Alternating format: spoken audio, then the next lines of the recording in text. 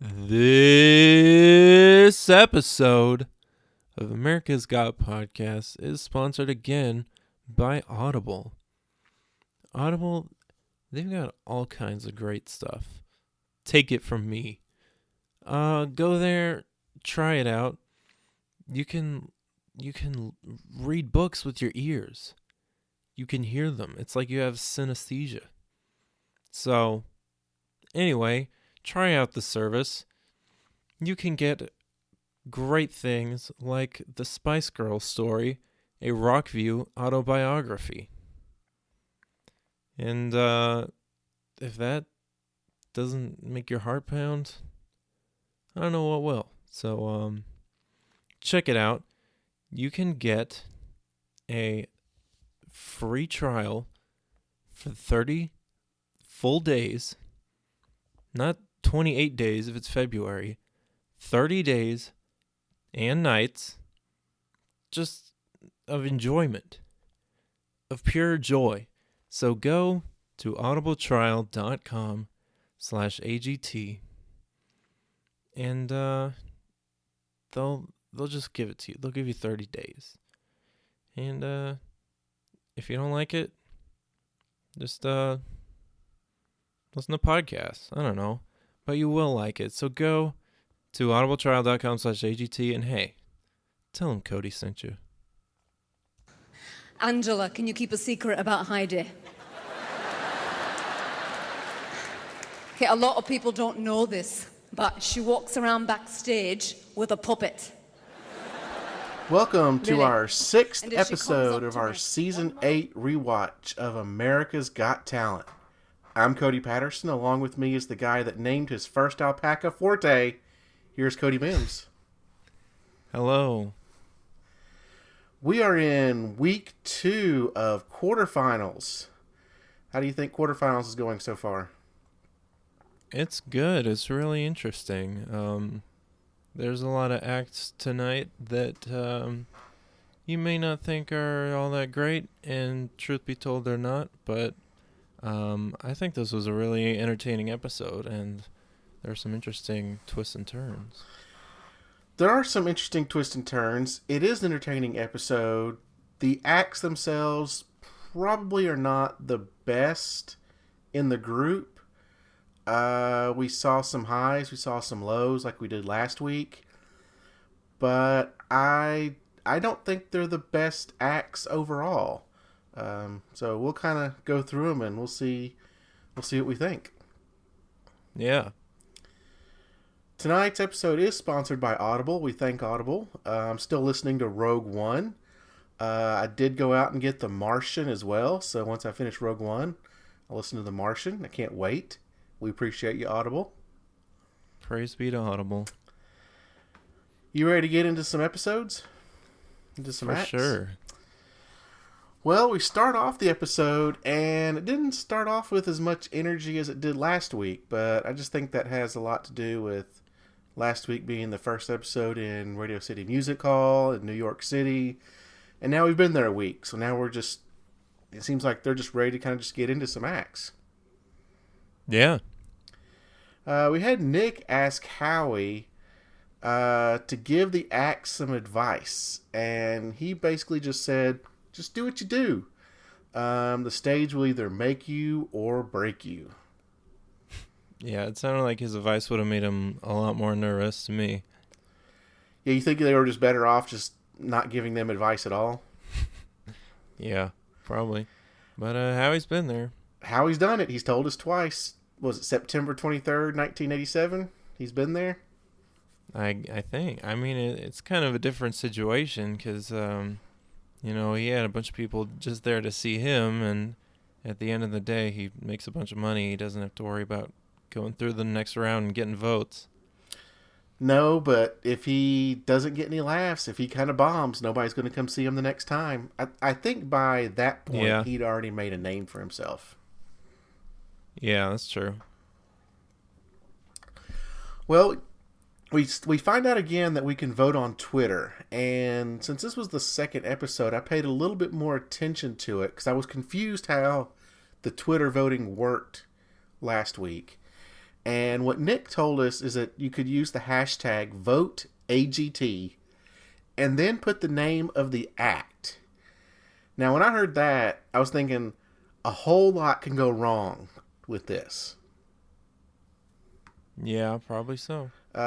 Big thing is spelling. People maybe want to try to abbreviate names of the act. It just seemed like a whole big thing on the production side of trying to figure out what acts people are voting for. Yeah. Maybe the tweets were hand counted. Yeah, that would be... that had to have been a nightmare for whoever had to do that. Yeah. Yeah. Looking back on it, it probably would have been a better idea just to use a hashtag for each act. Right. They want you to tweet about the acts, though, with that. Do They what? want every one of them trending. Yeah, get every one of them trending. So you get Tone the Chief Rocka, hashtag Tone the Chief Rocka trending. Yeah. That would have been a lot of fun. Like As it should be. As it should be, that's right.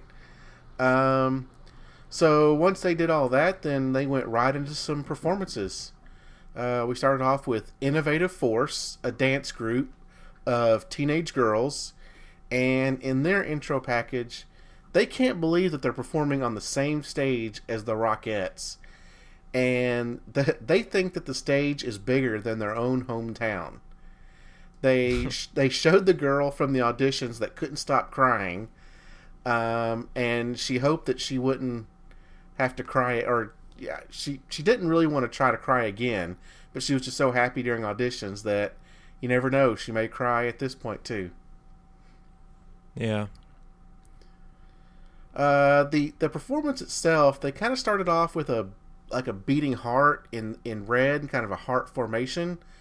I thought the music itself was kind of interesting. Did you notice the music? Yeah, it was pretty tough. Yeah, it sounded like something out of an action movie. Is that kind of the feeling you got? Yeah. What'd you think of Innovative Force? Well, I have to say this was definitely not a dance recital. They were pretty hardcore. I thought it was pretty good. They wouldn't have gotten any votes from me though. Did you think they were better than Fresh Faces? Yeah, a lot more interesting. Way more interesting than Fresh Faces. Yeah, you're right. When we saw Fresh Faces last week, and I'm glad I don't have to say that anymore because that's kind of a tongue twister. When we saw them last week, they were told that it felt more like a dance recital, but with Innovative Force, they felt more prepared. It felt more clean. Yeah. Yeah. Mel B said that it was exciting for her. She liked the swinging and the tossing, loved the energy, loved the costumes. Howie mentioned how dangerous it was. They're throwing girls up in the air. One of the things they mentioned in their intro was, watch out for the flyers. All the little girls are going to be up flying around. So they kind of add a little danger to their act. Yeah, there's a lot going on. Howie said that they're the best act of the night. Well, guess what, Howie? They're the first act of the night. So, yeah, the judges seemed a little. It seemed like they worried the girls a little bit. I don't know, but it went well. It did go well. Nick says it's always an emotional time. Every time they meet, all the girls crying. I mean, they're teenage girls. They're going to be happy and emotional up and down all over the place. So it was great to at least see them have a good performance. Yeah. Okay. Do you have anything else on Innovative Force? That's all I got. Okay. I kind of went as we went through the acts, or I kind of went back through the acts after everyone went through, and kind of predicted who I thought was going to go through, and I had them going on to the next round. I wouldn't have thought that at all. Actually, it was kind of a surprise to me. Oh, really? Okay. I mean, looking back, I guess with this lineup we got tonight, it does kind of make sense. They might even be in my personal top 4, but was kind of blindsided. I don't know. I thought, yeah. You, I guess you we'll didn't- get more into the results later, right? yeah, we will. But you didn't think America would have given them a lot of votes? No, I wasn't sure if people would see a difference between them and Fresh Faces, I guess. Oh, okay. That's okay. on me. Yeah, well, I definitely saw a difference between them and Fresh Faces. Yeah.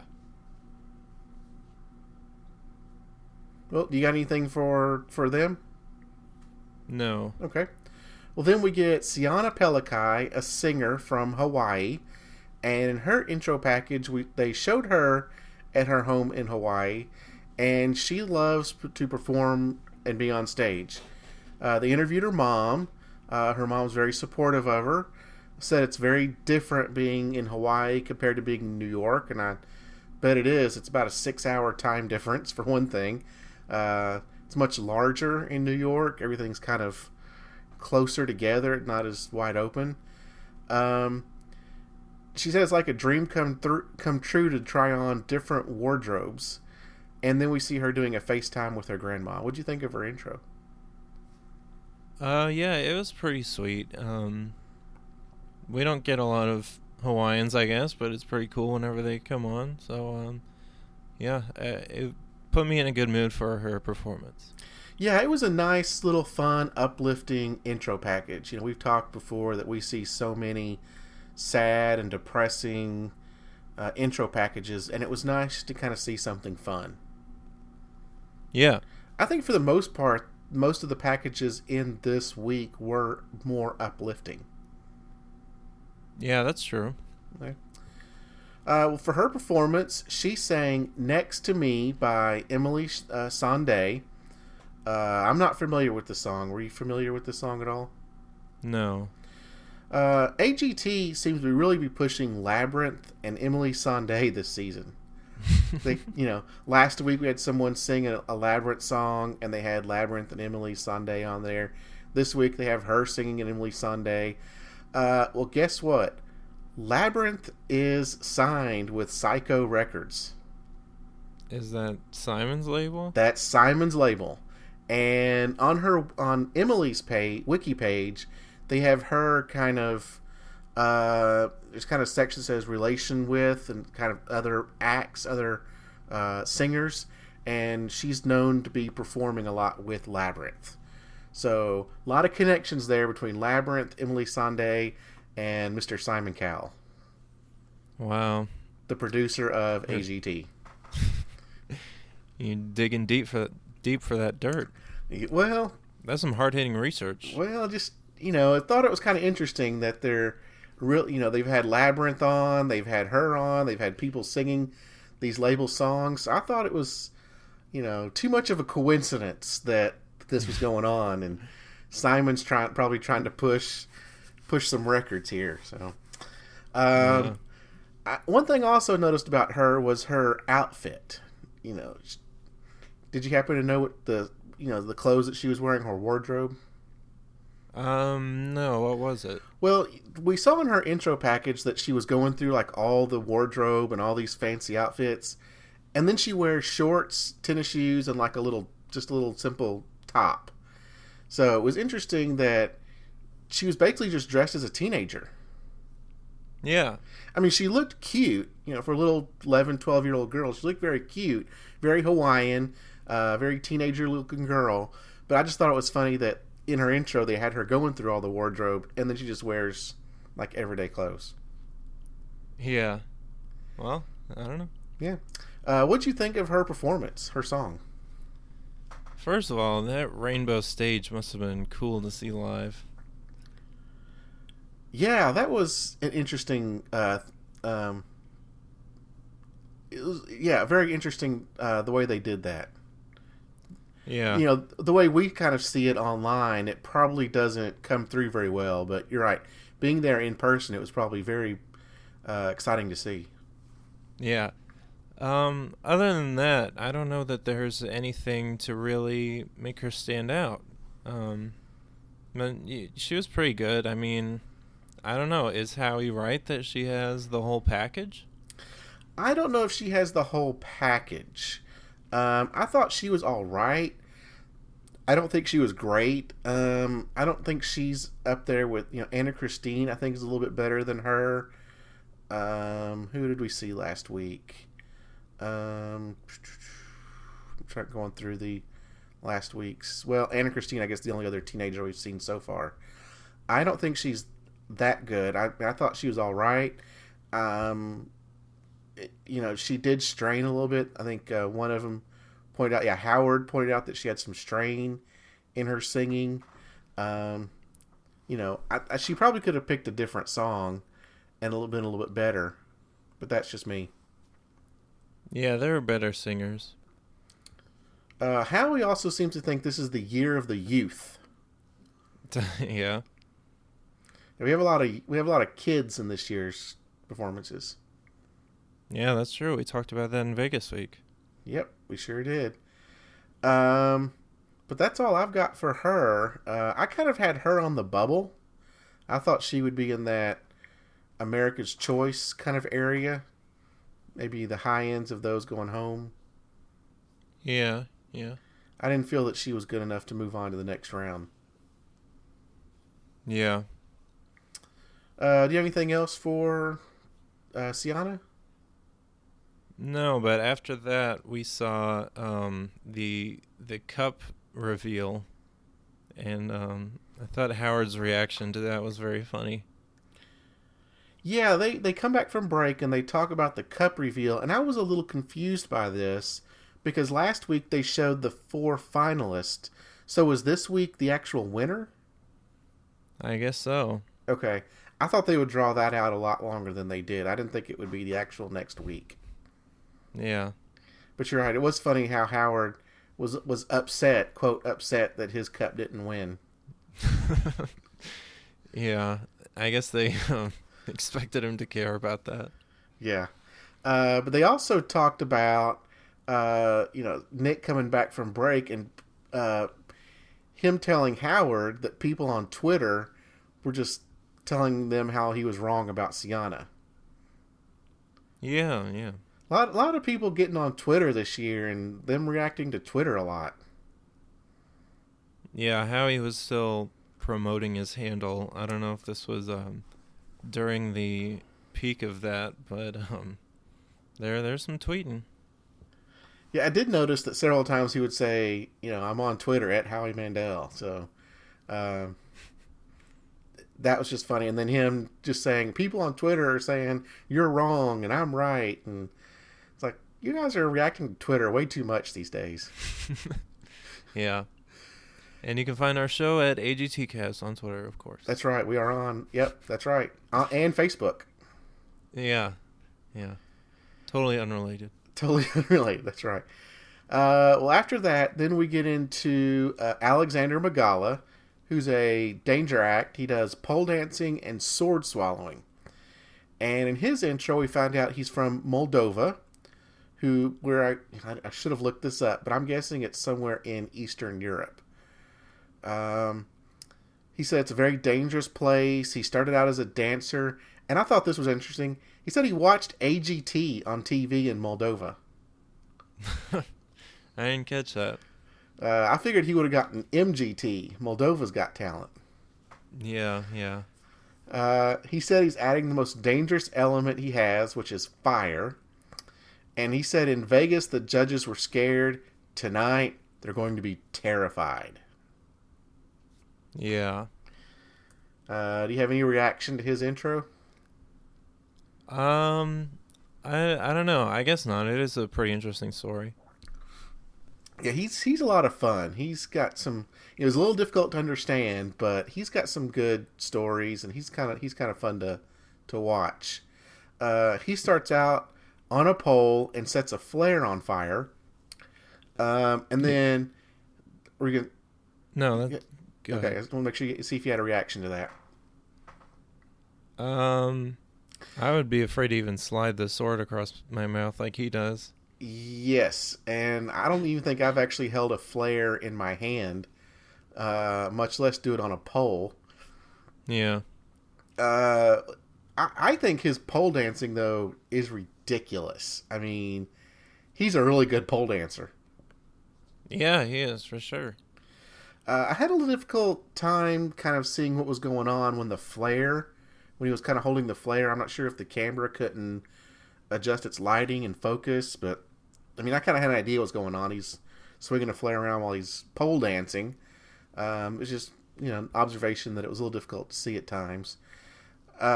He then puts the flare out and takes his shirt off. He's got to take his shirt off. Got to impress the ladies.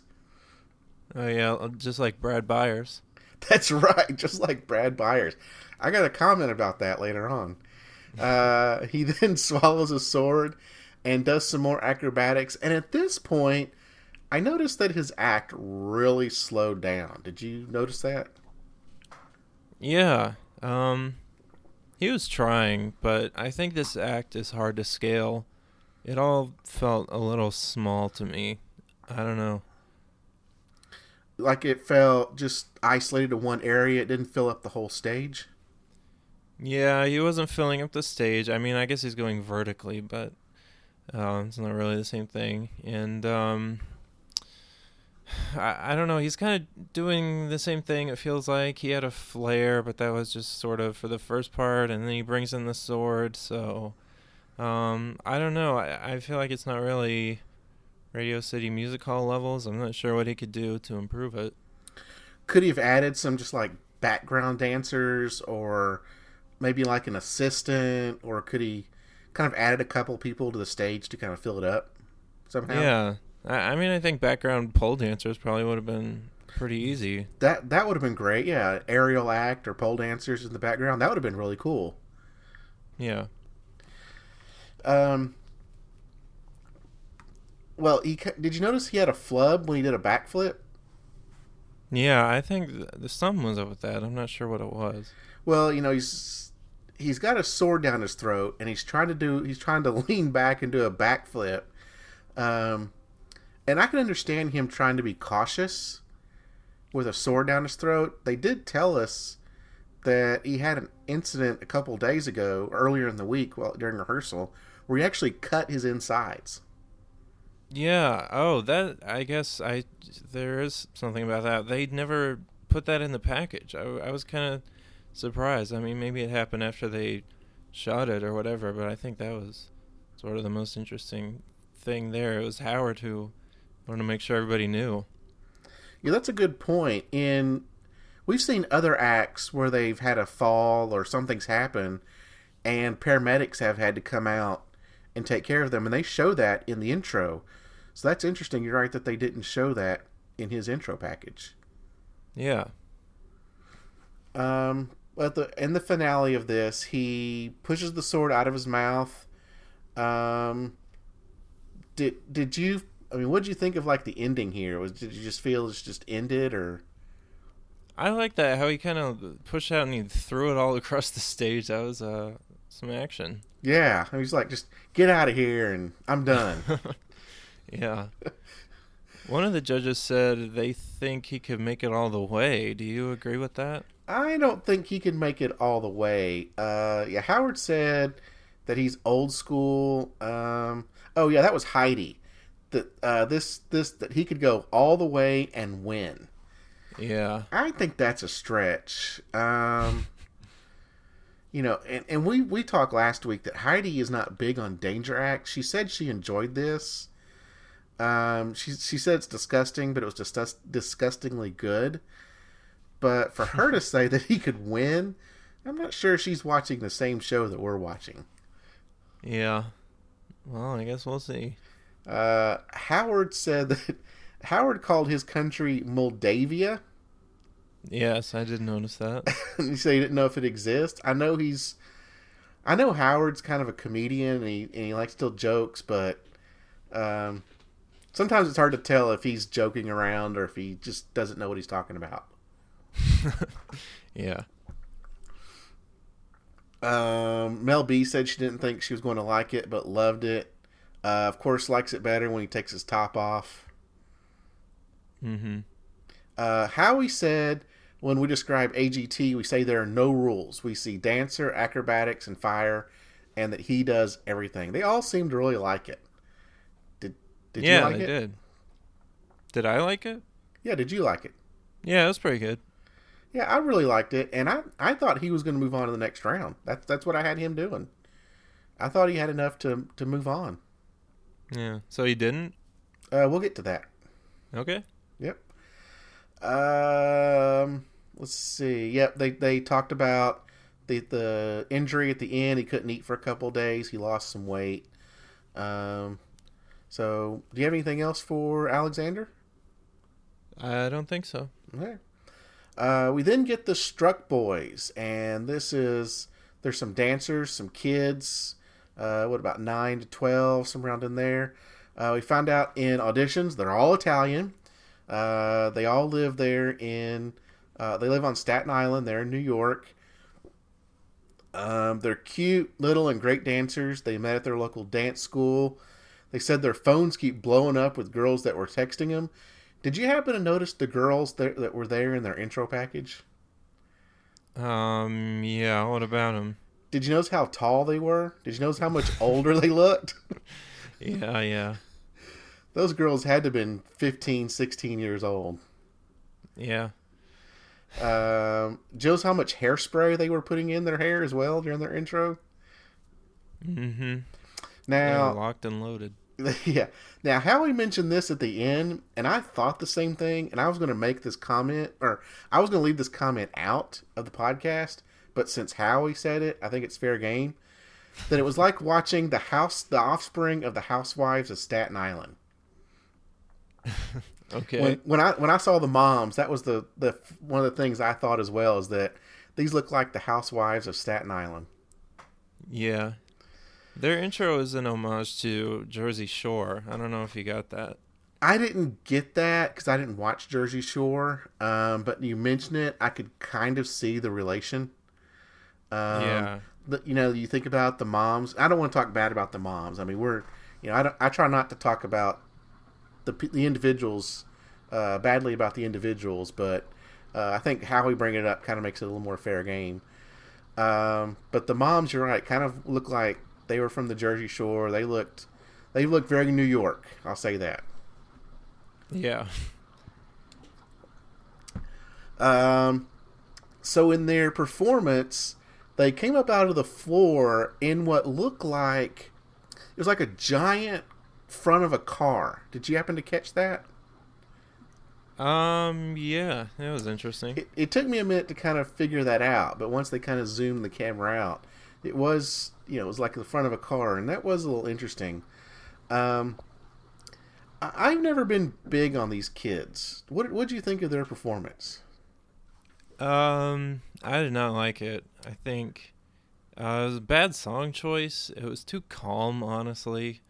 They seemed like they were just kind of flopping around. It was extremely lame. It could have ended after the second song. Yeah, what'd you think? After the part where one of them said, "If I'm Justin Bieber, then who's this guy?" Yeah. And it was like Jay-Z. Yeah. Yeah, it could have. You're right. It seemed to go on for a while. I don't think these guys are as good as Fresh Faces. They're probably each good dancers. They're not good as a group. Yeah, that's true. They're not in sync. It's not snappy. They're kind of each doing their own thing. It doesn't seem like it's a good enough act for AGT. Oh yeah, for sure. I mean, they're probably nice little kids, and it's great that they're out dancing, and they're real good friends. But I don't know how they got this far, because they were not even good in Vegas week. Yeah. I was hoping well. I was hoping by this week they would kind of cleaned it up some. Yeah, it was disappointing, but it's kind of what I was expecting. Yeah. Yeah, how he mentioned the Housewives of Staten Island. He said their personality is what stands out. Says that sometimes it's not just about talent, but also about timing. He felt that them going after Alexander Magala, that kind of hurt them. I'm not sure it does. I don't know if people really care, because voting doesn't open until the show's over. Yeah. I mean, I don't know. Going after any act would have hurt them, I think. You think so? Would have going first made a difference? Uh, they're just bad. Okay, fair enough. Fair enough. Okay, then we can move on. Nothing else for Struck Boys? Heidi gave him a weird look after she talked to him. That seemed even more troubling than calling Collins hot. Also, this group appears to no longer be together. I don't know if that's much of a surprise. Struck Boys? Yeah, I looked them up too. They haven't done anything since, what, 2014? Yeah. They used to perform a lot at Knicks games, but you're right. They have a website out there, but they haven't done anything in a couple of years. Mm-hmm. I mean, I'm not surprised. I figured they'd grown up and probably gone off and done their own things. It would be very interesting to see this act now. Yeah, because if they were like 9 to 12, then they'd be 12 to 15, something like that. So, I mean, the older ones are getting into high school. They're starting to get into girls. I mean, really into girls and not just the fans, but actually may have girlfriends and, you know, doing stuff at school, that type stuff. So, yeah, you're right. It'd be interesting to know if they're even just, you know, hanging out together. Yeah, I mean, they're too struck to ever have their bonds broken. Right. Okay. Anything else for the Struck Boys? That's it. Okay. Well, then we move on to Brad Byers. And he's a danger act. And we find out he's from Moscow, Idaho. And he has horses. Mm-hmm. He hauls hay. He's a small-time boy. Some people compare him to Superman because he's very mild-mannered, you know, just straight-laced, whatnot. But then he has his danger side where he sticks his tongue in fans and gets run over by ATVs and stuff like that. What'd you think of Brad? When I kind of like the fan thing. When I saw that, I was like, dang. And him getting run over was really impressive. It kind of feels like it shouldn't even work, but yeah. I also think his intro had a cool song, and it made him look really cool. What song was that? Oh, sorry. This is I was thinking of another act. Oh, okay. Which we'll get to after. I didn't have a divider in there. But yeah, the physics of this were just interesting. I was impressed. What did you think? I like the fan part. You know, it is impressive to be run over by an ATV while you're on a bed of nails. But I would agree with what the judges said, which is, and it was kind of similar to the way Alexandria the Great from last week, not much showmanship, not really explaining. Now, the fan thing was really cool, the little story. And Mom said, don't stick things in the fan, and then he goes and sticks his tongue in the fan. But then he goes and does the ATV thing, and then we don't have anything else. So it is impressive to see him do those, but I want a little more kind of explanation of things. Yeah, I think putting the pencil in the fan was good showmanship, but other than that, I don't know what there really was. Right. You know, let people know that it is a real fan. You know, it can break things. But then there was kind of just a big letdown at the end. Yeah. And he goes, you know, when he goes up to do the nail thing, he takes his shirt off. So. Much to the dismay of the audience. Right. And then at the end, we had Mel B telling him, put your shirt back on. I'm like, wait a minute. You were just praising a guy a couple acts ago about taking his shirt off. And then, you know, what's going on over here, Mel B? That was rude. Because the guy's got a little bit of, was it a dad body? Or what are they calling it these days? Dad bod? Dad bod. Yeah, he's got a little dad bod going on. He's not as fit as Alexander. You know, going to shame him a little bit by telling him to put his shirt back on. Yeah. We did have Nick that had to give the disclaimer to, you know, don't stick your tongue in the in fans and don't run over your dad with lawnmowers. Yeah. That's pretty much it. Oh, Howard said that this is the epitome of the show. I guess. I mean, it's variety. It's variety. There's a little bit of danger to it.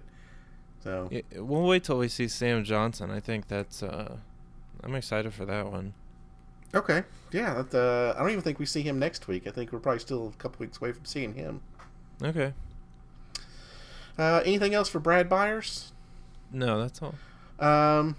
We talked a minute ago about the Struck Boys. I went out and kind of just looked to see what Brad Byers was doing these days. Mm-hmm. Those of you that are listening and kind of curious what a website looks like from 15 years ago, go to bradbyers.com. You will get a chuckle out of this. Yeah, it's pretty good. It is really funny. But he's active. He's got an active YouTube channel. See, he's got, I wrote it down. He's got, active YouTube channel with almost 9,000 subscribers. That's pretty impressive, actually. I'm glad he's doing that. Yeah. Of course, the video with the most hit is his audition. And then the next one with the most hits is this performance. And then it kind of just drops off. I think the third highest, has maybe like 160,000 hits. And then it kind of just goes down from there. But still, he put stuff out like 2 days ago, a week ago. So he stays active out on YouTube. Nice. So if you all want to see any more danger stuff from Brad Byers, you maybe want to see him with his shirt off, go check out bradbyers.com and his YouTube channel. Yeah. Well, now we can move on to Kid the Wiz. And we're told that he's from the Bronx. I think Nick kept saying from Harlem, but Kid tells us he's from the Bronx, which I think is a little further north than Harlem. And they're not really in the same area. He's dancing. Dancing keeps him off the streets. Sister says he's a genius. He's only used to performing in front of 10 to 15 people, and now he's in front of about 5,000. And then he gave us the line of the night. There cannot be any mistakes. Yeah. What do you think of his intro? I really like this intro. I thought it had a cool song, and it just made him look really cool, and it was enjoyable. Was it like a popular song, or was it a song we'll recognize? No, I didn't know it. I think it was sort of some hip-hop-y electronic thing. I don't know, but the interviews were all spot on. The footage of him in the streets was just great. He's just I don't know. I really like this whole act, actually. He's a lot of fun. He really enjoys what he does. Yeah. But the line is key. There cannot be any mistakes. Mm-hmm. I thought the beginning of the performance was kind of interesting. We see him starting out in the crowd. And it was like a dream sequence type thing. Yeah. It had someone over the PA saying, "Hey, kid, do a hat trick. Do a hat trick. Do a hat trick." Yeah, and then he was lip syncing to it. And then what? And then he was lip syncing to it. Yes. It made like just the perfect amount of nonsense. I really like this intro that he did. Where he came up from the crowd? Yeah. Yeah, it was a lot of fun. And then kind of going into his act, he had some guys dancing in a ball, and he would do his hat trick, and he did a lot of different stuff with the hat trick. He even had another guy get involved and flip him the hat, but guess what? He dropped a hat. Oh no. Yep. He was also wearing a shirt that said, "Kid the Wiz goes hard, the world goes home." I'm not sure what in the world that means. He puts his all into it. Okay. In the world, other people don't. Okay. Sounds good enough to me. Yeah. What'd you think of Kid's performance after he gets up on stage? watching him makes me smile. I liked it a lot. He dropped it, but he was like locked in. I'm not even sure if that's a compliment, really. When it was done, he looked so nervous. But he still made it look really smooth. And I think he's one of those acts that doesn't really even have to say how much they want it, because I think I can just tell. And I like the whole thing. I would vote for him. Good, good. I don't know if I would have voted for him. I did kind of have him on the fence. He is fun to watch. He does seem like he really enjoys it. You know, I noticed that he dropped the hat, but you're right. I think he's gotten better at hiding that he's dropping the hat. Yeah, it was pretty subtle. I thought he might be trying to like bounce it or something at first. I don't know, but yeah. This hat flipping stuff seems very difficult to do. Yeah. You know, especially out on the street, maybe where you have wind and maybe you have people walking by. You know, hats are very finicky. They sometimes don't do what you want them to do. Yeah, and it's interesting because you don't see this a lot, and you need so little to do it. Like Heidi is right. You know, all the kids at home are imitating him right as this happens. So I think it's easy to, understand the difficulty of it. I guess I don't know. It was just it's an interesting craft. It is, because you watch something like this and he's just using a ball cap, and you try to do it yourself and it just goes everywhere, like nothing goes right. Yeah. But it's fun to know that kids out there are trying to imitate him. Yeah. I think there's so many, I need to even bring this up. There's so many underage sexual references happening right now. I think somebody made one of him again, and I don't know. Really, I didn't catch that. Yeah, I don't remember who it was this time, and I think there was, it's not like, a huge deal, but I don't know. It's just something. And yeah, it's, we've talked about it before, and in the Struck Boys, we had the kids kind of raising up their shirts and showing off their abs, and we have a lot of kids in this season, but they're doing a lot of adult stuff. Yeah. And to be fair, I don't actually know how old he is. He's got to be a teenager. He's probably, at this time, I would say 16 or 17. Okay. I don't think he's an adult. Yeah. Well, I'm sure he's an adult now. I looked him up. He's got like a SoundCloud account, and he's doing a lot of producing and music and stuff. But I think Kid the Wiz, he's got to be upper teenager at this point. Yeah. Anyway, that was just something. I also thought it was interesting how he uses a branded hat that he has to put tape over. Right.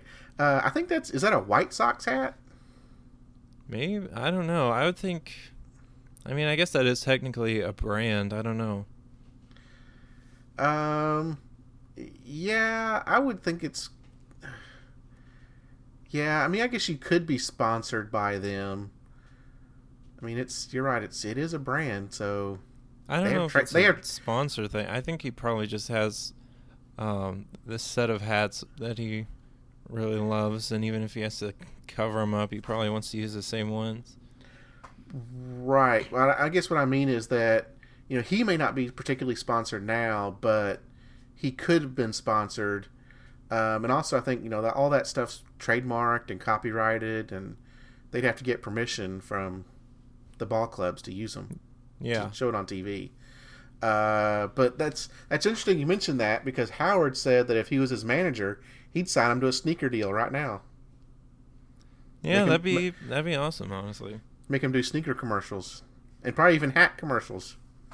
Yeah. Let's see. We find out Mel B's sitting on a towel. That was kind of random. Oh, I think that was what it was. Oh, okay. She was just sitting on it because her dress was sticking to the seat. That was just random for Howie to say something like that. Yeah. Do you have anything else for Kid the Wiz?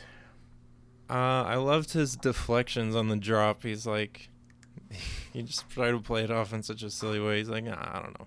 Yeah, he's like, whatever. I dropped him. And Nick would even say, if you dropped one or two, who cares? You flipped a ton of others. Yeah. But at this point, I think you got to get it right. I mean, you can't have mistakes. Yeah, it's a shame. It's a shame. I had him on the bubble as well with Sienna. I couldn't really decide if I thought he would go through or not. Mm-hmm. So, any final thoughts on Kid the Wiz? No, that's all. Well, we then go into Forte, and in their intro, we find out again that one of their members had to leave the group, so they went and found another member online, and they do all their correspondence online through probably Skype or FaceTime or Google Hangouts, whatever it may be, but they communicate and they practice online. We then see them, hanging out in New York, and that's kind of the first time they've been able to spend time together is when they get to New York. And it's got a big old bromance going on here because we see them eating ice cream, riding in a horse-drawn carriage, just, having a good old time in Central Park. Yeah, What do you think of their intro? I liked all the facts they gave to each other. What was that? They were telling just about themselves, like, oh, I grew up in here, and I'm the leader of my church's whatever. Like, they're really getting to know each other. And I also felt... Oh, go ahead. I also felt like Sean seems kind of like their secret weapon, because he doesn't really talk a lot in the intros, but the judges consider him to be the best singer. Is he the tall one, the new guy? Yeah. Yeah. Yeah, I think I mentioned in the last one, I think he's better than the other two. I think he now, he's the new guy, but I think he carries the group. Yeah. And we find out one of them has an alpaca farm, named their new baby Alpaca Forte. That's great. Yeah, a lot of fun there. A little bromance. Mm-hmm. I think it's good they get along. I mean, that's kind of what, makes a good group is if you get along. If you're, can't stand each other, then I don't think you can have much chemistry. Yeah, there's a lot of acts with good chemistry this season, I think. Yeah, and they really showed it in their performance. In their performance, they sang "Somewhere" from the musical West Side Story. Are you familiar with this song? Yeah, a little bit. Yeah, it's a great song. I think they did an excellent job. What'd you think? It didn't blow me away, but they're powerful singers. I think it's just, I don't know, something about their style in this song didn't really gel with me, I guess. But I get it. I certainly see why they are in the top tier of these talents. I really enjoyed it. I think they did a great job, and I loved how they let each other showcase themselves. So they each kind of had a little solo. One would sing, then another would sing, and then the other would sing, and then they would sing in harmony together. So I think it really helped to showcase each one and then show themselves as a group. Yeah, yeah. Howard said it's quality talent. They did a good job at finding them. At first, they thought like an IT department when they came out for auditions. Yeah, that's true. He thought it was an excellent song choice. Heidi loved it. Gave her chills. Mel B said she can't wait for tomorrow, which would have been the results. She can't wait for the results. And she thinks that America is going to be divided on them. What do you think of that? I thought they were a clear one to go through. I agree. I'm not sure where she's coming from on this. I'm not sure she's watching the same show we're watching. Yeah, maybe she's not. She's kind of all over the place on her opinions tonight. Yeah. She said it did not give her goose pimples. Mm-hmm. Howie said it did give him goosebumps. It's interesting. Hearing all the different names for things. We get chill chills and goose pimples and goosebumps. And, Yeah. Howie said he loved the story that how they found each other. He thinks they should change their name to Craigslist. I don't know about that. And that they deserve to be in the top 10. Do you think they're a top 10 team? Or top 10 team? Top 10 act? Yeah, I think they're probably some of the best singers of the season. I have them in my top 10 for the Oh. finals. So obviously I think they're a top 10. Yeah. So I'm hoping they're going to continue to move on. Yeah. Nowadays, the guy who looks like Josh Gad is not in the group anymore, and the guy who auditioned with them is, so you had a little switcheroo. Oh, really? I haven't had a chance to look Forte up, so that's... these kind of acts, that kind of makes sense. Some people come, some people go. We've already seen one person leave right after they did auditions. So Yeah. I'm not surprised by this, that they've kind of, moved things around. Yeah. Are they still performing? As far as I know, I think so. Okay. If They you have a have lot a of... forte in your place every part, is it still a forte? That's true. We hear all the time about rock bands that lose acts or lose singers or drummers or guitarists, but it's still the same. They always talk about was New Kids and Backstreet Boys and all that, and people come, people go. Yeah.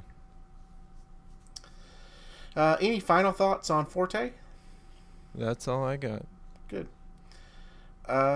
We then move into Angela Hoover, an impressionist.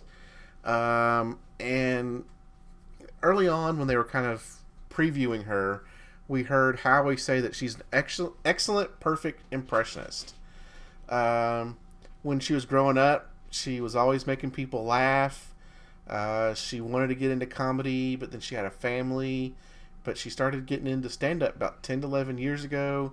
Took some classes. Just from her intro package, just seemed like a typical mom. Just kids are watching her audition on TV, then they're going to the park. Just seemed like an everyday mom that does impressions. Yeah, I like this story. It's cool. It was cool. Yeah, it was a lot of fun. Again, another uplifting, good story. I'm glad to see a lot of these uplifting stories. We get too many sad, depressing stories. This makes it a little more fun. So then she starts doing some impressions of Mel B and Heidi. What'd you think of these? Yeah. Doing impersonations of the judges, I think, was very smart. Yes, agreed. So the material was not anything spectacular, but I think the voices and the pacing were just fantastic. Like, I guess I see what Howie was saying. It's technically very good. And I thought the Christina Aguilera thing was a weak finish, but I really liked this performance overall.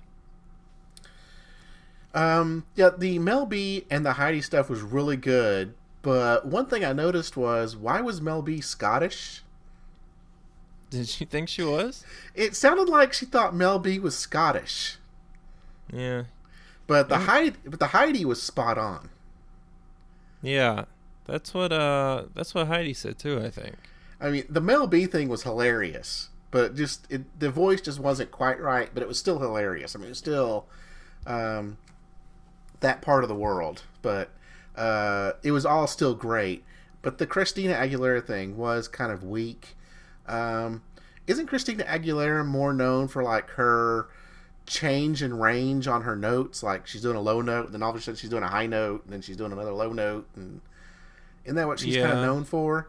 And I was kind of waiting for her to do that, and she didn't do that. Yeah. I think she probably could have found somebody different to do. I don't I'm not sure that the Christina Aguilera thing quite fit. Yeah, I don't know. I'm not expecting the same magic in the next round. I think her, Mel, and Heidi were the only impressions that she's done so far that I have really liked. Everyone else I mostly just don't get, so I'm probably not the right audience. But yeah, I like those. Um, she only did the two judges and then Christina, so that kind of made me wonder if she would ever try doing impressions of men. But Right. I was thinking the same thing, that it really would have. She should have done the whole act of all the judges. yeah, That should have been the whole act. yeah, I don't know how common that is for impressionists to cross genders like that, but I don't know. It's of course when she does half the judges panel, it's kind of what it makes you think of. Right. She's really got to do better in the next round. Yeah. I was not expecting her to go through. The first half was very good. Second half, her performance was not good. I did not have her going through it all. Yeah. Weird round. Yeah, it was Weird night. Yeah, it was. It was, but we'll get into the auditions. Yeah. And Heidi thought that she should have gone full Heidi, like just German to the extreme. Yeah. I don't know. I mean, they were both of them were really getting into it, but she thought she should have done a much deeper German. Yeah, I'm glad she was excited about that, but I don't think that would have come off very well. No, I think these kind of performers enjoy this type stuff. Like when, they say the impersonation is the best form of flattery. Is that right? Yeah. So if you really enjoy something, you're going to try to, mimic it. Yeah. Anything else for Angela Hoover? No. We then get to Dave Shirley, a comedian, and he says he's planning on creating a whole new comedic experience for America. He decided to quit his secure job as a film teacher in order to concentrate on this full time. He kind of combines technology and projection work with comedy. He came out and he kind of had like a half projection, like the lower half of his body was projections, and he would do some dancing to some songs like Sing Sing Sing, and then Dance of the Sugar Plum Fairies, and then like a Scottish folk dance. What did you think of Dave? It wasn't technically it wasn't perfect, but I think he was surprisingly in sync. That being said, the judges made a serious mistake. What mistake was that? Putting him straight through, just like he got to skip Vegas. He's not of this caliber at all. I don't know. Oh, you mean just not being able to perform in Vegas? Yeah, or just I don't know. I wasn't very impressed by the audition, I think, so I don't think he really should have been here, but whatever. Yeah, I somewhat agree. I think that this there was times when he was doing the dancing or he was moving around that his upper body was not quite in line with his lower body. Now, if he were a magician, then that would look really cool. Yeah. But, a comedian that his whole purpose was to be in, his upper body was supposed to be in line with a lower body that's a projection of a ballerina. I was not entertained by this at all. It wasn't funny. It wasn't good. It wasn't clean. I didn't enjoy it. Yeah. Mel looked like she was cringing at one part when they showed her during the act, but I think she sort of came around on it. I don't know. I feel bad for this guy because he wants to pursue his dreams so bad, but I don't think this idea works. No, and maybe just at the time it was still a little immature. Just I say immature. It just maybe wasn't well rehearsed. They say he needed more practice, and maybe it was still just a very young act. He hasn't had a chance to perfect it yet. The other thing I noticed, were those supposed to be the judges up there in the projections? Yeah. Okay. I didn't get that until the end. And maybe it was just the quality of the video that we're watching it on that I didn't see it, but I didn't notice it until the very end. Yeah. It's just, these sort of nameless actors, I guess, doing it for the video. It kind of feels like a jib jab video to me, honestly. That's a good point. Yes, that it's the nail on the head. It did look like a jib jab video. Yeah. So all the judges said there was a lack of practice. I mean, I think that's just really like one of the major flaws in this thing is it's so hard to get it right for not a whole lot of payoff. So I don't know. He had like a couple months to get ready for this probably. I'm not sure it was a lack of practice. I think the idea just doesn't work. You think it's just really hard just to keep your body? I mean, it may just take a certain type of person to get that type of perfection down. Yeah. I mean, even with like markers on the floor or whatever, it seems. I mean, I just don't know how he would do it. It's all about timing. Yeah. I mean, the video itself isn't going to change. The video is going to be constant. You have to learn to time your body with the video. Yeah. And he may just not be OCD enough to get that timing down. Maybe. I don't know. Well, I looked him up. He is still doing stuff. I mean, he has a website that at least was created in the last couple of years. Unlike Brad Byers. Mm-hmm. But he's still doing stuff. His website was a little confusing to go through, but I mean, it does still look like he performs and does this type of stuff. That's good. Yeah. Mel B thought it's a genius idea. It's just it was off. Let's see. Howie thought television did it better. Yeah, probably so. Yeah, but all the judges are basically just saying it wasn't in sync and it just wasn't very good. Do you have anything else for poor old Dave Shirley? When it went to commercial, we got a promo of Marty Brown looking up at Times Square after we just saw the exact same shot of Dave in his intro. I don't know if you noticed that, but when they showed his intro, it got me thinking, like, that's a really common shot. It's pretty cliched at this point, but I still like it. Like, it's a cool looking thing. I would love to have a shot of me like that. You talking about like being in Times Square and just looking up and the camera's going around you and you're kind of circling around, that type look? Yes. Yeah, I'll admit when I went up there last summer, I kind of did that same thing. Kind of just stood there, looked up, twirled around. Yeah. It's something you kind of do, but you're right. Sure. It's kind of cliche a little bit. Yeah. It's just, I mean, I don't know. I like that shot. So. Yeah.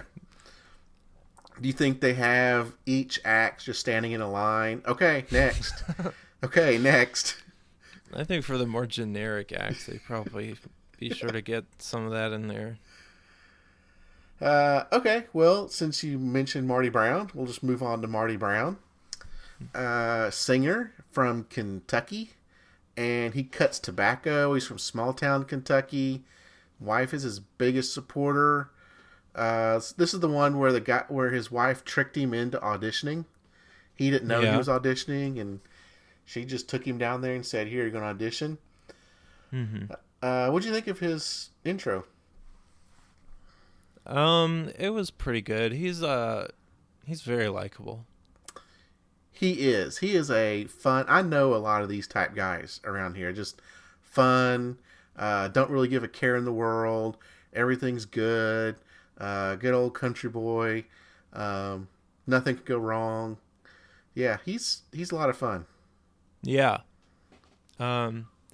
Unfortunately, this performance was really not good. No, and I felt really bad for him. He sang Shania Twain's "You're Still the One." I understand why he sang this song. I don't think he should have sang this song.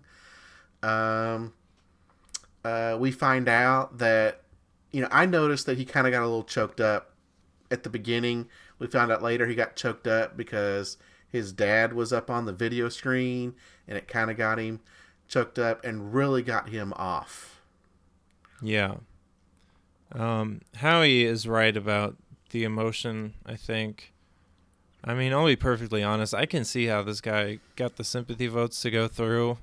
I think it kind of makes sense that he got choked up, and I think he probably was pretty well prepared for it. And, yeah, there's an example in a later season of sympathy voting that is far more egregious than this, so I don't know. It's whatever. I wouldn't have liked him anyway, so. I think his audition song was pretty good. We did not see him in Vegas. No, we did see him in Vegas. Did we? I feel like we didn't, but I'm not really sure. Yeah, let me look at that real quick.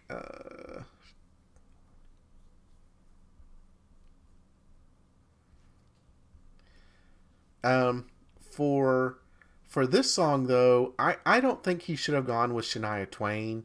He probably should have gone with a Garth Brooks song or George Strait or Clint Black, something like that. I know he was singing to his wife. He was kind of serenading her. She was up dancing in the crowd, which was kind of fun to see. I just don't think it was the right song choice. And yeah, we did see him in Vegas. He sang a Keith Whitley song. Yeah. Okay. I thought that song was pretty good. I thought his audition was really good. I'm not sure, even if he hadn't got choked up, like you say, it was a sympathy vote for him. If he had not got choked up, I don't think we would see him in semifinals. That's interesting. Yeah. If he just sang it like if he had sang it without the interference from the video, I still don't think it would have been a good performance. Okay. Interesting take. It felt like he was kind of doing karaoke. Yeah. And he's a lot of fun to watch. He was really enjoying it. He was getting into it. He was up with the drummer.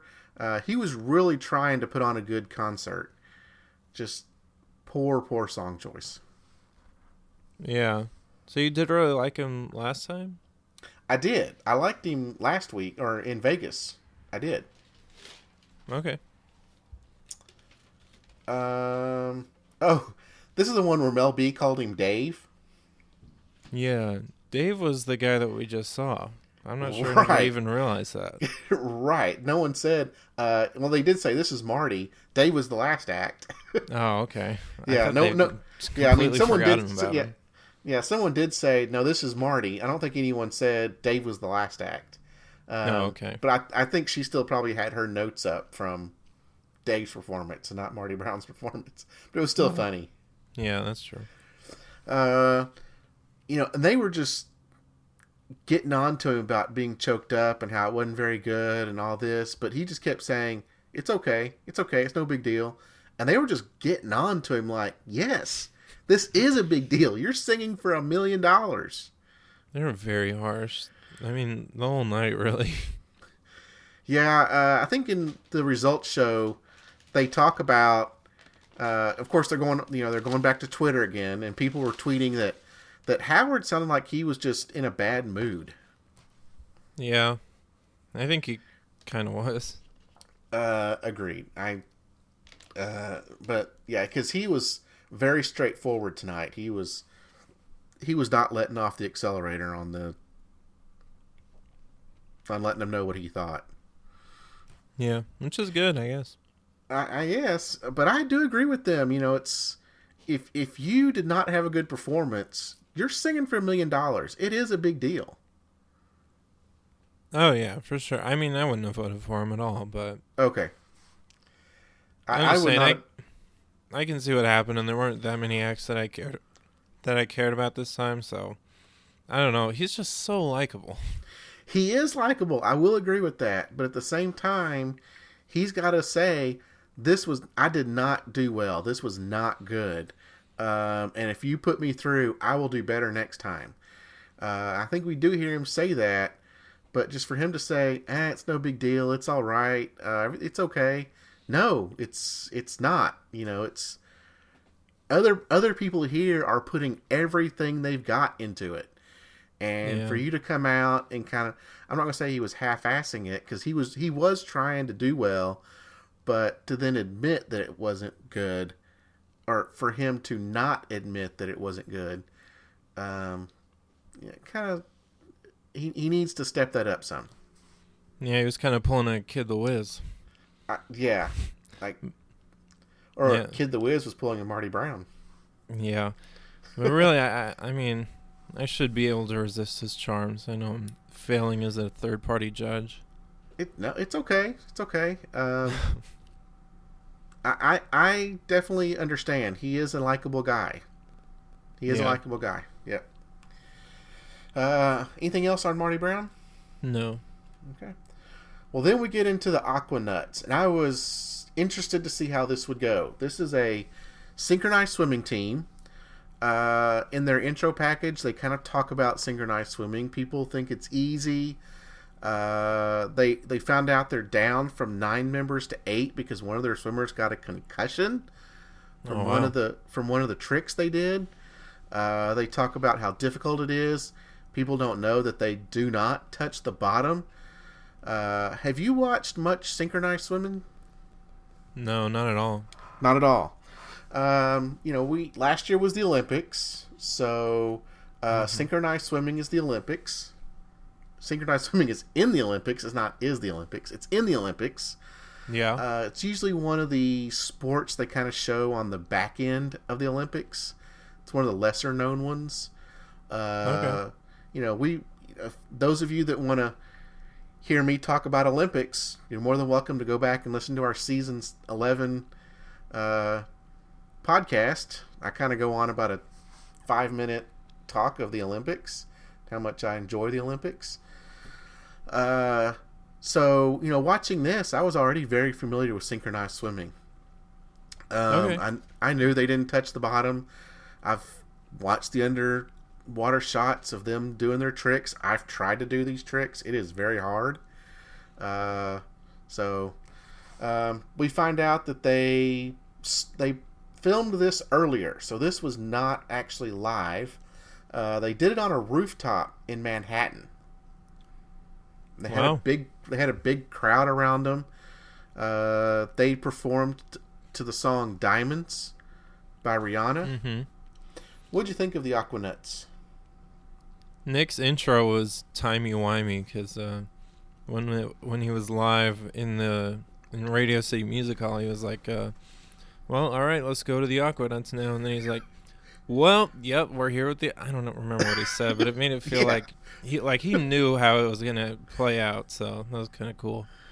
Did he pull a special head and teleport himself to the rooftop? Yeah. So I would be shocked out of my mind if a synchronized swimming act ever won AGT, but acts find crazy ways to innovate all the time, so it could happen. But that being said, this act didn't really innovate. No, it didn't. But this is the first time that we've seen them. I think we saw them very briefly during auditions. It was probably just part of a montage. They were put straight through in Vegas. So this is the first time we've seen synchronized swimming on America's Got Talent. And it was just synchronized swimming. There was not anything spectacular to it. Yeah, so I didn't really like it, but... Okay. Did you like it? I like synchronized swimming. I do. It's weird that for me to say for people to think that, but I like watching it when it comes on the Olympics. I tune in. I don't sit there for hours and watch it, but I'll tune in, watch a couple acts, and then go watch something else. I enjoy this. It's girls in bathing suits. You can't go wrong there. It's very difficult. It's somewhat entertaining. I enjoyed this. I did not want it to move on to the next round. I think there was other stuff that was better. So, you know, Howard wanted to know if America will see more of it. I bet there's a lot of people like you that have never watched synchronized swimming, don't know anything about it, probably didn't understand it, didn't know why it's difficult. Yeah. Back to your question. Yes, I enjoyed it. I didn't really want to see it move on. Were they as good as the teams in the Olympics? I really couldn't tell because, again, the quality on the video is not great, so I really couldn't see the definition of what they were doing. They seemed to be, they were good. I'm no judge of Olympic quality synchronized swimming. I couldn't tell if the tricks that they were doing themselves were more difficult than what we see in the Olympics. So I did notice that like their coach had a Team USA jacket or something on, so their coach may be a Olympic Team USA coach. But they just seem to be like a group of swimmers, synchronized swimmers. Maybe they themselves, I don't know, I didn't look up. The Aquanuts may be a competition group, kind of like all these dancers that we see. It may be similar to that. Yeah, that's interesting. And it wouldn't surprise me if maybe one or two of the swimmers themselves are Olympic veterans. So, to answer your question, I'm not good enough. I'm not trained enough to know whether what they did is Olympic quality. Okay. Anything else on the Aquanuts? No. Okay. Well, then finally, and I was getting nervous because it seemed like they were getting ready to close out the show. They were showing us the graphics of who to vote for and their numbers and all that. And I'm going back through my notes and I'm counting all the acts. I'm like, wait a minute, there's 9, 10. I've only got 11 acts. We're missing an act. What's going on here? Mm-hmm.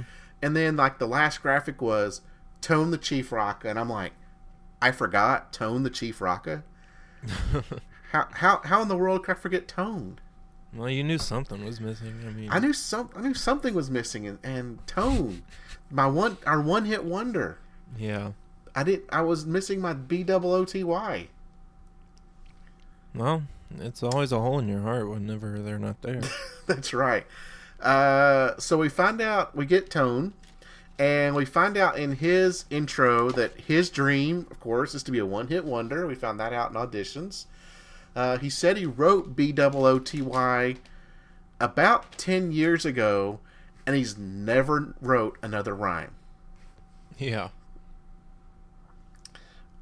He knows he can give the people one song and one song only, and we find out that he is shooting their very first and only music video. Yeah, that was cool. I think the intro should have focused more on the video. The rest of it, I think we already kind of knew. It seemed repetitive, but that video seemed interesting. That video was a lot of fun. How they're on the boat and they're just throwing out cash and riding around in a car with hydraulics, and it was very LA. Oh yeah. Very LA. That was a lot of fun, and I am glad they closed the show out on this. Oh yeah, just like they did in their audition episode. Yes. They went all out for the performance. They had that car up on the stage. They had booty dancers up on the stage. They had lights everywhere. Tone and I think Cole is his buddy. They're wearing like gold chains that say booty on it. It was just you take what you think of LA, and that was on the stage. Yeah, I loved it.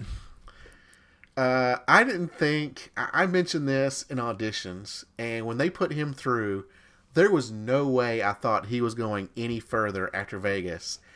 They then put him straight through to the quarterfinals.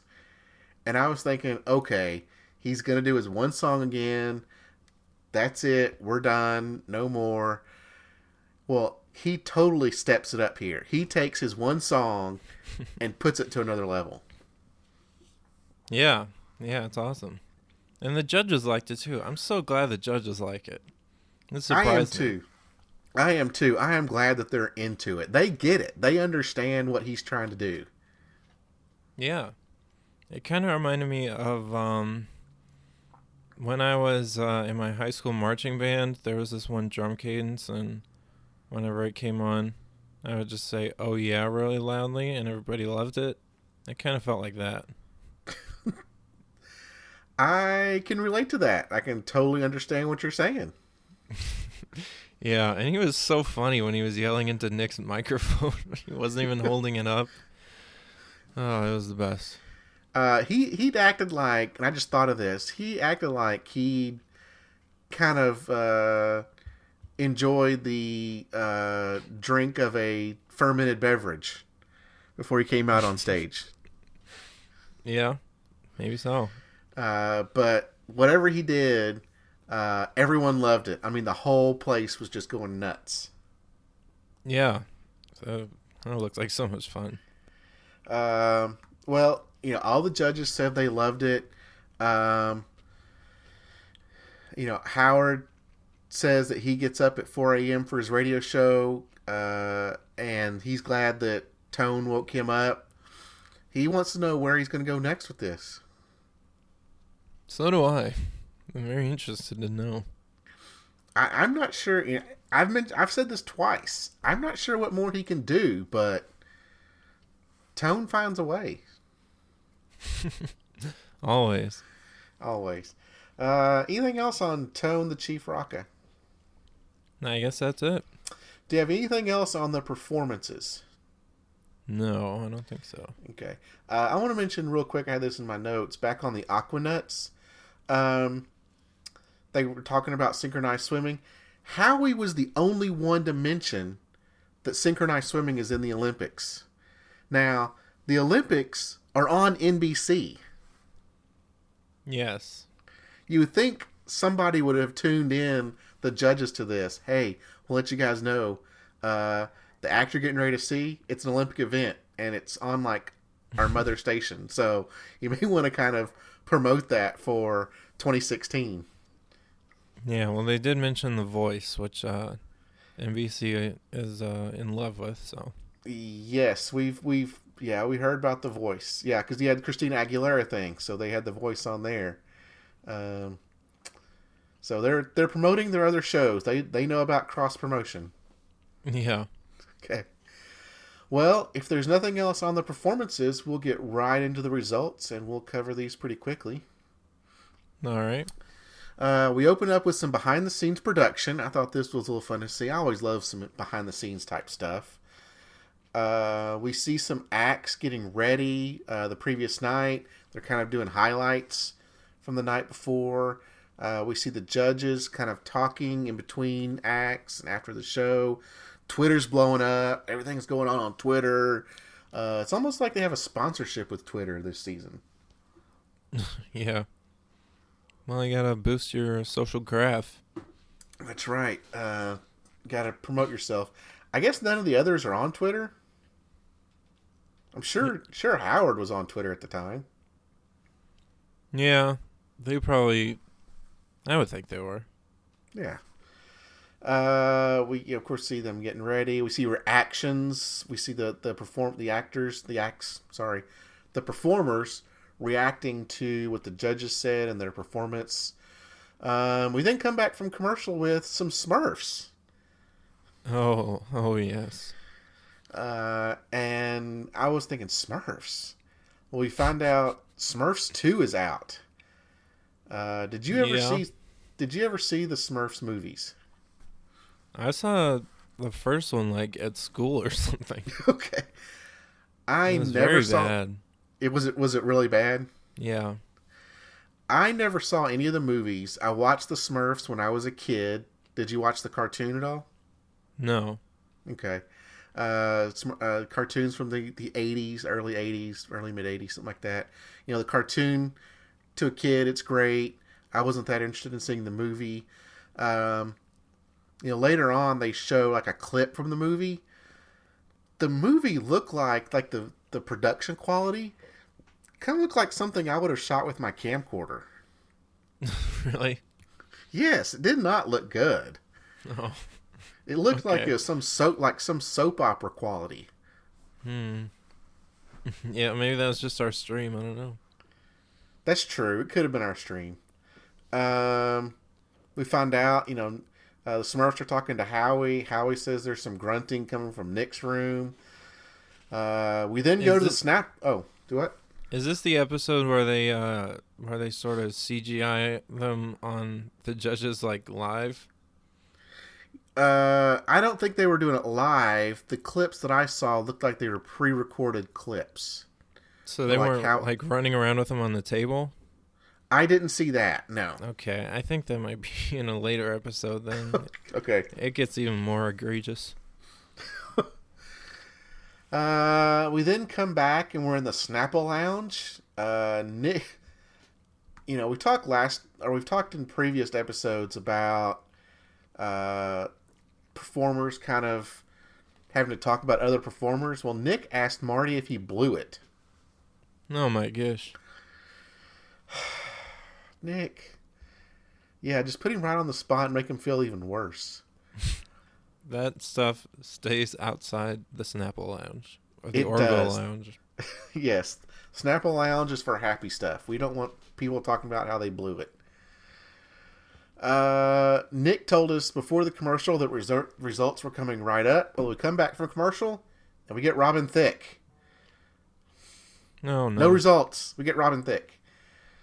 Robin Thicke sang the song Blurred Lines. Are you familiar with Robin Thicke and his work? Yeah, that song's garbage. It did not. I was not enjoyed. I was nonplussed by this song. I didn't care for this. I did some work while he was singing.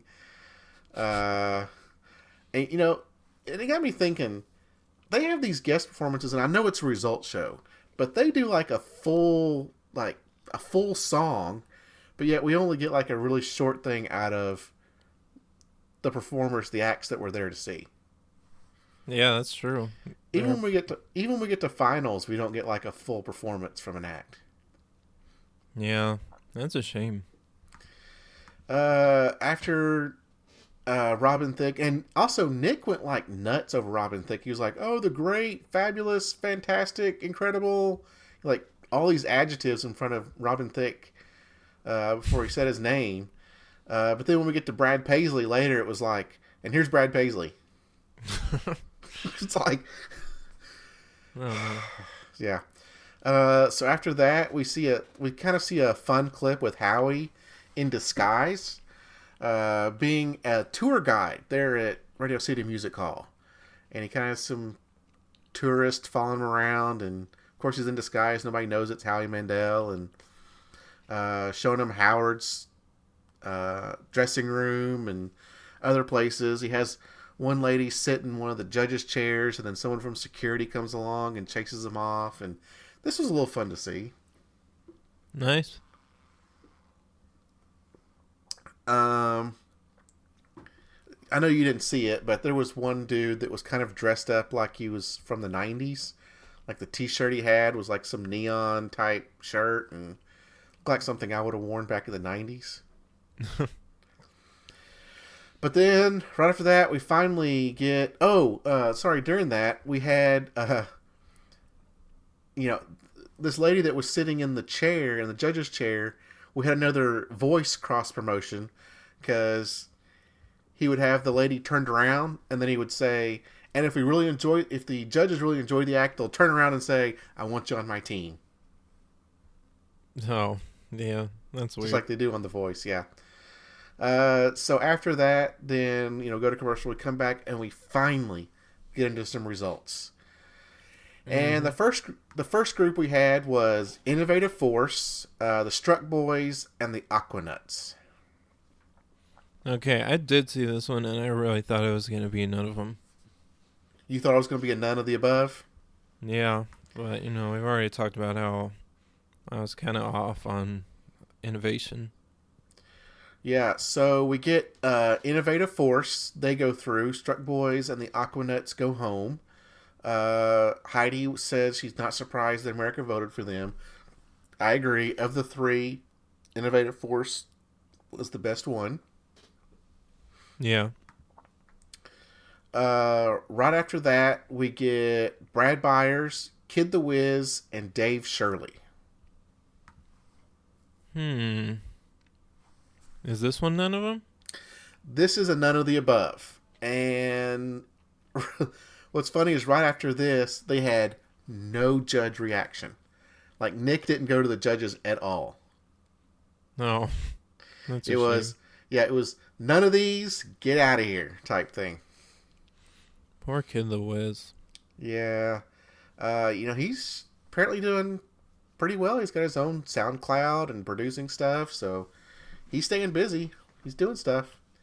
Brad Byers is still performing. Dave Shirley is still doing his stuff. So they're all three of them, 3 years later, still got stuff going on. Yeah. We then go to commercial and we come back. We have more Nick and Smurfs. This is where they show the preview for the Smurfs movie. We get Brad Paisley. And I'm familiar with Brad Paisley. I have a few of his songs. I wasn't familiar with this song, so I just did other stuff while he performed. And then we come back for some more results. And we get Marty Brown, Alexander Magala, and Sienna Pelikai.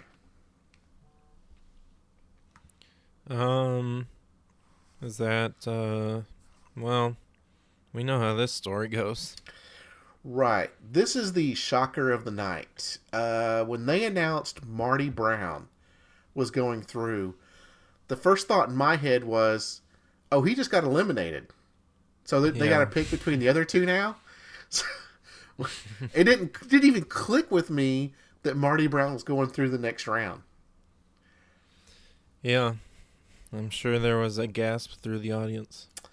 Yeah, it seemed like the whole, the air had just been sucked out of the audience. Nobody knew what to do.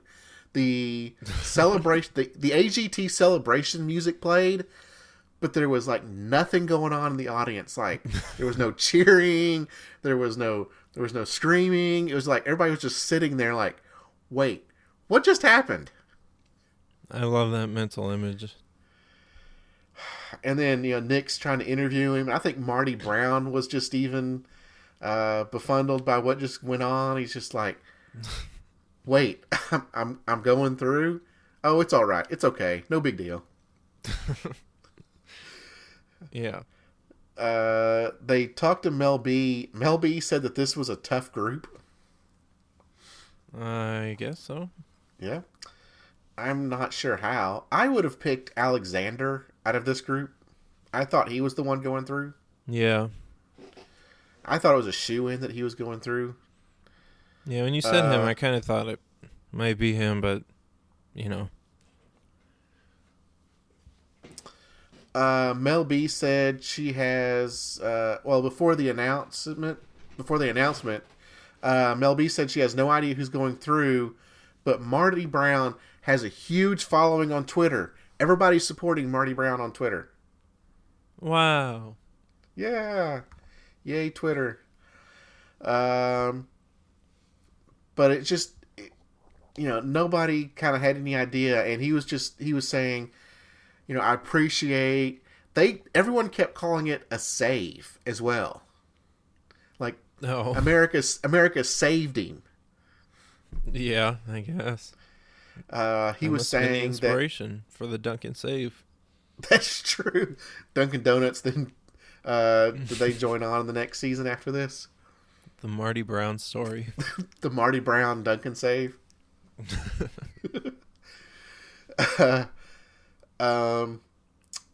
So he was saying that he appreciated America saving him. He's going to do better in the next round. He's going to make America proud for for doing this. And I think he needs to kind of regroup and reflect on what just happened. Yeah. I think he'll probably do a lot better. I hope he does. I like him. We talked earlier. He's a good dude. He's very likable. But if he's going to do this, if he wants to progress in this show, he's got to do better in his singing. Yeah. Any other thoughts on that group? No. Okay. The final group we get is Forte, Angela Hoover, and Tone the Chief Rocca. Oh, man. Well, I would guess that Tone the Chief Rocca is probably going to be eliminated. Well, we get Forte right off the bat. That's who America voted for. And, Howie just went nuts. People on Twitter was telling Mel B that she was wrong. Everyone on Twitter had it right. So we get Forte. And I had Forte in my final 10. Whew, another one makes it through. I'm pleased by that. So it came down to Angela Hoover and Tone the Chief Rocca. And this disappoints me every time. Heidi picked Tone. Mel B picked Angela. Howie picked Tone. Howard picked Angela. And Howie and I think Mel B were getting ready to really get on to Howard before he made his pick. I mean, they were trying to tell him, you need to, you know the decision you've got to make. You know who needs to go through on this. They wanted him to pick Tone. But then they finally just said, you know what you're going to do whatever you want to do, whatever. So Howard picks Angela. We get a tie. Judges can't make a decision. Goes to America's vote. And you and I have talked about this, I think in season 11. The credits are rolling at this point. Yeah. Credits are rolling. And Nick is just standing there with an envelope. I'm not sure what he's doing. Credits are rolling. He's just standing there. And I was thinking, is he even going to get this in before the show ends? And he just opens up the envelope and says, Angela. So, and then it's in. It's done. It's over. This is such a weird week. It is. Crowd goes into panic after Marty Brown goes through. And then we get this. But you've mentioned before that it's really weird at the very end that we have all this and we don't even get to hear feedback or reactions or anything because the show just ends. Yeah, that's probably why they showed all the ending show stuff on the performance show before Tone did it, because they probably thought, well, we'll just cut him off. Well, I'm sad to see Tone go. Yeah, well, I was yeah. This season, it's a little different than what you know. We getting some wild cards going on. Is that what you're getting at? Well, I was kind of doing the math, and I don't have the exact numbers here, but so far we've seen 24 acts. I think they sent 40 on to New York. Okay.